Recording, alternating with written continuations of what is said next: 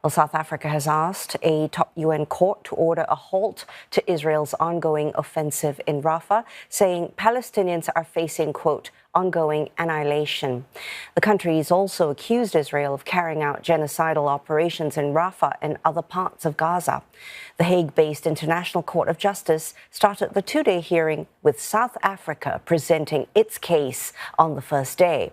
Israel will deliver its response at the court later today. Alex Carrier has more details on what transpired at this hearing.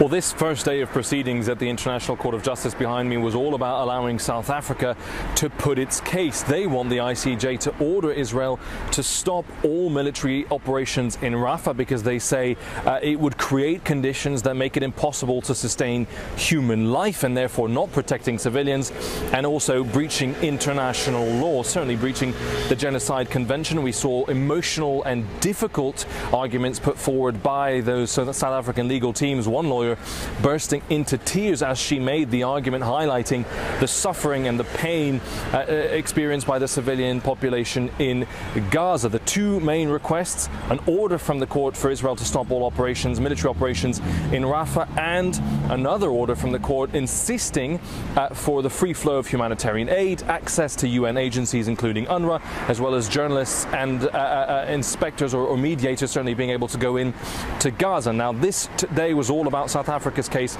being put forward. One of the key arguments they made is not only did things not get better since the last time the court ordered Israel to improve conditions there, but things got worse and faster, and the South African team saying they were surprised by the scale of how bad things got. South Africa could not have imagined that Gaza would now be mostly wiped off the map. It could not foresee that every family, every neighborhood, every class of students, every workplace would be pulled apart.